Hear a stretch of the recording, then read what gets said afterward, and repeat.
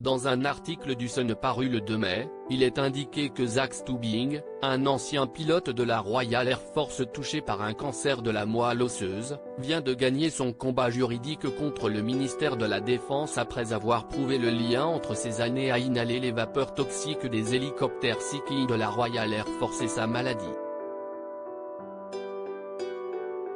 D'après les documents dévoilés par Zach Stubbing au cours du procès, le gouvernement connaissait les dangers des émanations du Sea-King depuis 1999, rapporte le Sun, mais il est indiqué que rien n'a été fait à l'époque, et que l'hélicoptère a volé jusqu'à son retrait de la RAF en 2016. Le gouvernement a choisi de l'ignorer, si est un scandale, déplorait Zach Stubbing.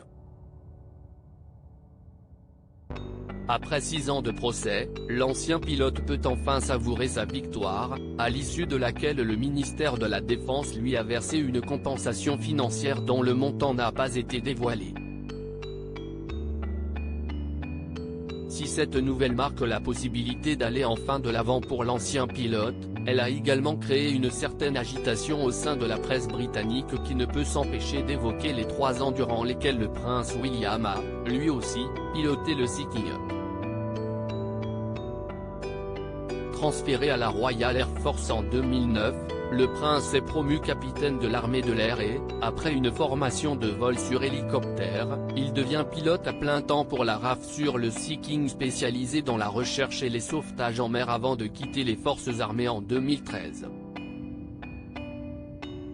William a effectué la plupart de ses vols dans le même genre d'hélicoptère que moi, se souvient Zach Stubbing dans les colonnes de The Sun. De quoi causer une certaine inquiétude quant à la santé du prince.